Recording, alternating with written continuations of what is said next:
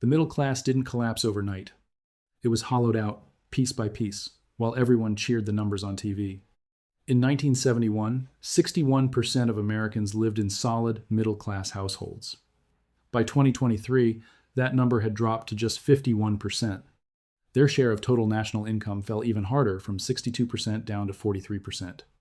Meet David, a 47-year-old engineer in Ohio. He earns 40% more than his father did at the same age, adjusted for inflation.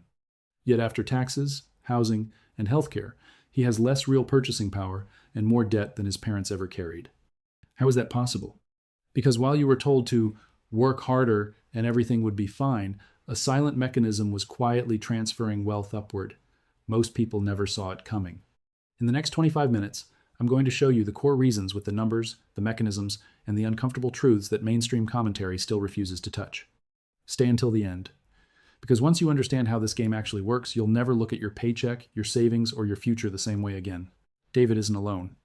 In fact, his story is repeating in living rooms from Cleveland to Sacramento, from Chicago suburbs to small towns in Pennsylvania. Millions of college-educated professionals, engineers, teachers, accountants, and mid-level managers are waking up to the same quiet contradiction every single morning.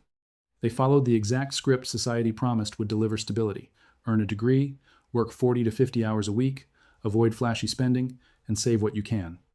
Yet, instead of building greater security than their parents, many now face higher debt loads, stagnant real savings, and a growing sense that the ground beneath their feet is slowly giving way. Let's look at the cold, documented numbers. According to the Pew Research Center's long-term tracking of U.S. Census and Federal Reserve data, in 1971, 61% of American adults lived in middle-class households. By 2023, that figure had fallen to just 51%. Even more revealing, the middle class's share of total national household income dropped sharply from 62% in 1970 to only 43% by 2022. At the same time, the actual value created by workers exploded. From 1,979 through the third quarter of 2025, U.S. labor productivity rose by approximately 92%, according to the Economic Policy Institute. Yet real hourly compensation for the median worker increased by only 33% over that same 4-6-year period. That 5-9 percentage point gap isn't a statistical glitch. It represents roughly $2 trillion every single year that never reach the paychecks of the people who generated the value. Most mainstream financial voices will quickly blame globalization, automation, or personal responsibility. They stop at the surface because digging deeper exposes uncomfortable truths about how money and power actually move in modern economies. In the next 25 minutes, we're not here to offer another feel-good productivity lecture or recycled advice about budgeting better. We're going to examine the structural mechanisms that have been quietly reshaping wealth distribution since the early 1970s. The broken connection between what you produce and what you actually keep, the way new money is created and distributed, and the 3 silent cost traps that turn decades of hard work into lifelong financial exhaustion. No hype, no conspiracy theories, just the documented reality that explains why millions feel they're running faster and faster just to stay in the same place, or worse, falling behind. By the end of this video, you'll have a much clearer map of what's really happening to your time, your effort, and your future wealth. Let's go straight to the heart of the contradiction. For nearly 3 decades after World War II, something remarkable happened in the American economy. Productivity and real wages rose almost in lockstep. As workers produced more, they actually took home more in real terms. That was the unwritten social contract. Work harder, live better. Then the link broke. From 1,979 through the third quarter of 2025, according to the Economic Policy Institute, U.S. labor productivity increased by approximately 92%. That means the average worker today creates nearly twice as much economic value per hour as a worker in 1979. Yet real hourly compensation for the typical median worker rose by only 33% over that same 4-6-year period. Read that again? You are producing almost twice the value, but you are receiving less than half the proportional reward your parents' generation received for similar effort. Even more telling is what happened to labor's overall share of national income. In 1980, wages and benefits accounted for about 58% of U.S. national income. By 2025, that share had fallen to just 51.4%. The missing portion, roughly $2 trillion every single year, has been redirected elsewhere. Where did it go? A large part flowed straight to corporate profits in the top 1%. Data from the Economic Policy Institute shows that from 1979 to 2022, the top 1% captured 38% of all income growth, while the bottom 90% received only 29%. Let me put this in human terms with another real example. Take Sarah, a 2-year-old marketing manager in Atlanta. She earns $92,000 a year, roughly 45% more than her father earned at the same age, adjusted for inflation. On paper, she looks successful. She has a college degree, drives a decent car, and lives in a respectable neighborhood. But after taxes, mortgage, health insurance premiums, and rising grocery and utility bills, Sarah has less disposable income and far higher debt than her parents did at her age. Her retirement savings are growing slower, and the idea of buying a home like the one she grew up in now feels impossible without taking on massive leverage. This is not because Sarah is irresponsible. It is because the rules changed while everyone was still playing by the old ones. Most financial media will tell you this gap is simply the natural result of technological progress, global competition, or the decline of unions. Those factors played a role, but they do not explain the full picture. They conveniently ignore the policy decisions and monetary mechanisms that began accelerating in the early 1970s decisions that quietly decoupled effort from reward. If the old relationship between productivity and wages had remained intact, the typical American worker today would be earning roughly an additional $12,000 to $15,000 per year in real terms. That is not pocket change. For many families, that difference would mean the ability to save for college without heavy student loans, pay down debt faster, or simply breathe without the constant low-level financial anxiety that has become normal. Instead, we are told to celebrate record corporate profits and all-time high stock markets as proof that the economy is doing great, while the very people creating that value see their slice of the pie steadily shrink. This broken promise is only the first layer, because once wages stopped keeping pace with productivity, something else had to fill the gap. And that something else introduced an even more powerful and invisible force, the way new money is created and who gets it first. That is exactly where we are heading next. Once wages stopped keeping pace with productivity, the system needed something to fill the growing gap. That something was debt and newly created money. And this is where the next layer of the silent erosion begins. Most people think inflation is simple. Prices go up, your money buys less. But the real story is far more unequal. Not all dollars are created equal, and not everyone receives them at the same time.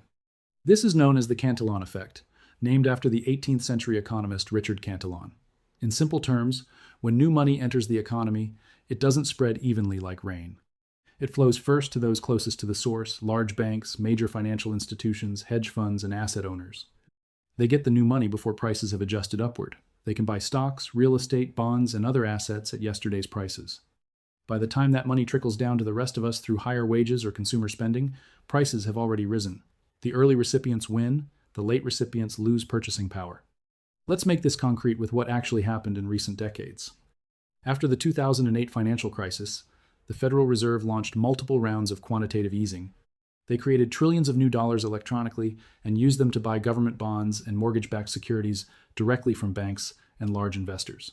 Those institutions then used the fresh capital to purchase stocks and real estate.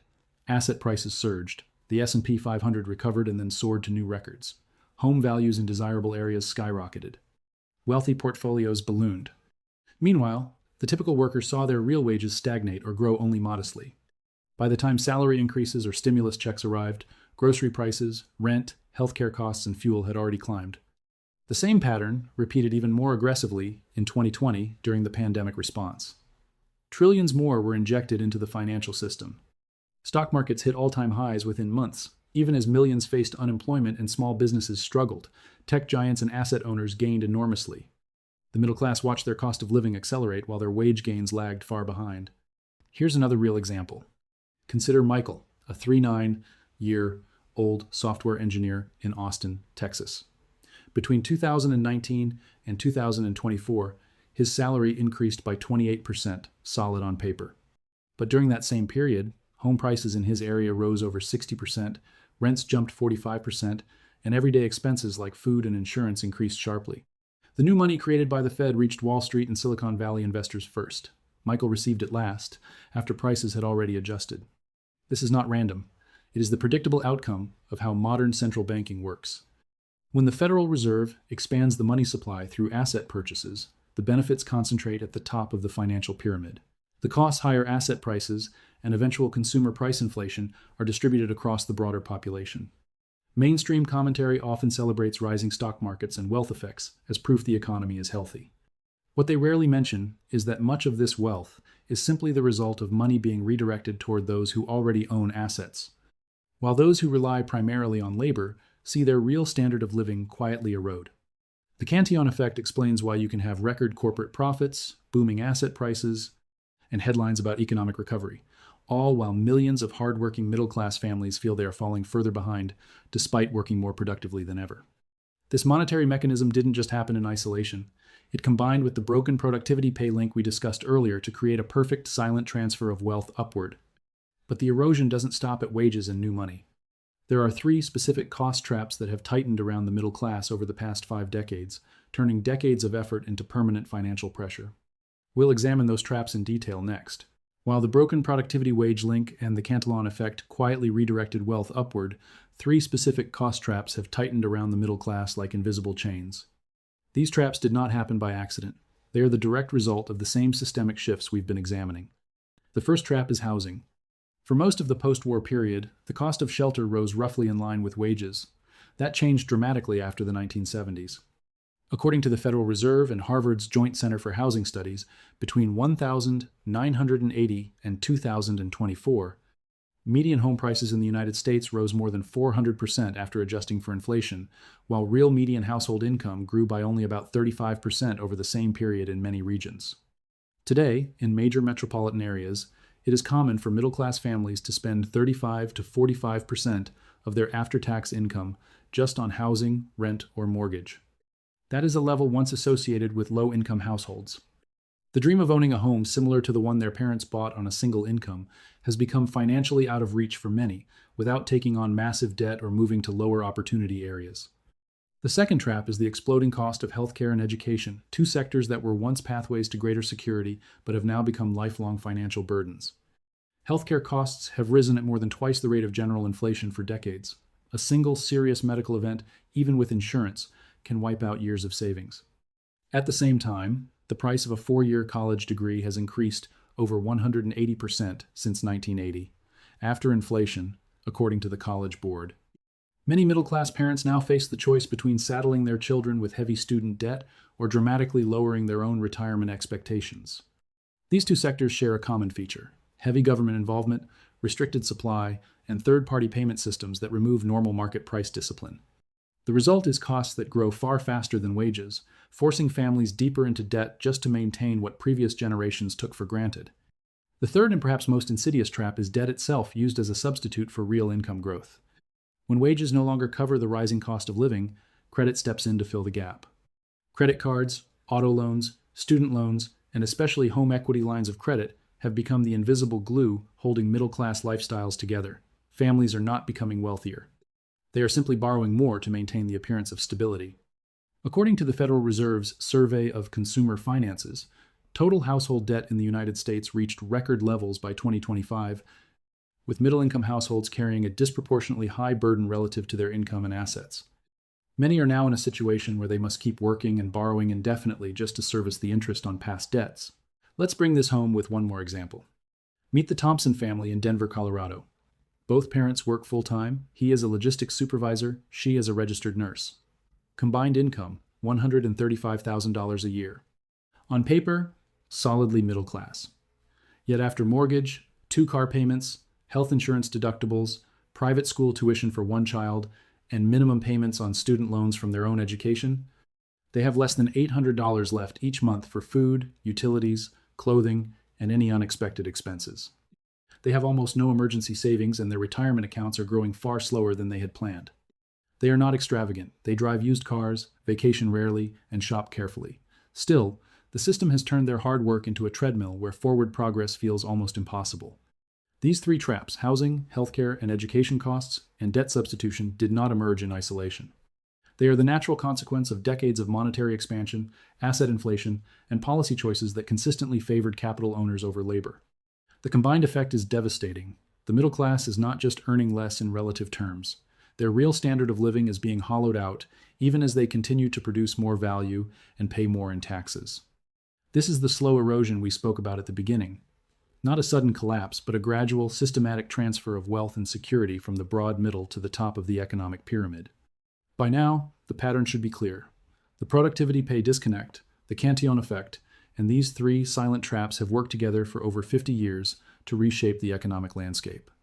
But understanding the problem is only half the battle. In the final part of this video, we will step back, summarize what this all means, and begin to draw the map that allows you to see the game clearly, so you can start making decisions that actually protect your wealth instead of feeding the system that is quietly taking from you. What we have examined in the last 25 minutes is not a series of random economic misfortunes. It is a documented, decades-long pattern. The broken link between productivity and real wages since the late 1970s. The Cantillon effect, where new money created by central banks flows first to asset owners and financial institutions. And the three silent traps, exploding housing costs, healthcare and education, inflation, and debt used as a substitute for genuine income growth that have slowly hollowed out the financial security of the middle class.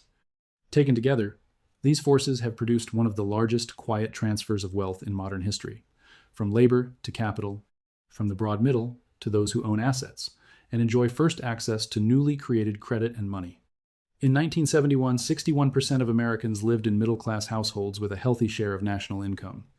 Today, that share has fallen significantly, while productivity has nearly doubled and trillions in value have been redirected upward. This is not theory. These are numbers from the Pew Research Center, the Economic Policy Institute, the Federal Reserve, and the U.S. Census Bureau, all publicly available data that most mainstream commentary prefers to gloss over or explain away with surface-level excuses. The uncomfortable truth is this: the system is not broken by accident. It is working exactly as designed for those at the top of the monetary and asset pyramid. While you were told to work harder, save more, and celebrate rising GDP and stock market records, the ground beneath the middle class was being systematically eroded. But here's the most important point I want you to take away.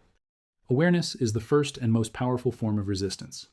Once you see the mechanism clearly, the productivity gap, the Cantillon effect, the three silent traps, you stop falling for the empty advice that keeps people trapped on the treadmill. You stop believing that your declining purchasing power is simply because you are not productive enough or not disciplined enough. Instead, you begin asking sharper, more dangerous questions.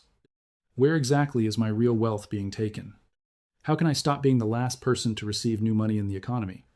What kind of assets and strategies actually protect purchasing power in a system built on monetary expansion and asset inflation? And most importantly, what changes do I need to make in how I perceive and manage wealth from this point forward? This video is not meant to leave you in despair. It is meant to give you the map. If you found clarity in these mechanisms, if something clicked and you now see your paycheck, your housing costs, and your future differently, then the work has already begun. In the next episode of The Wealth Perception, we will go deeper into the invisible costs that every asset you own is quietly taking from you, the hidden fees, taxes, and erosions built into the very things society tells you are safe investments. Until then, remember this: you are not doomed to lose this game. You simply needed to see how the game is actually played. If this video helped you see more clearly, do two things. Hit the like button so others who are waking up can find it, and subscribe with notifications turned on. We are just getting started exposing the illusions that control modern wealth. Thank you for spending these 25 minutes with me. Stay aware. Question everything. Take control. See you in the next one.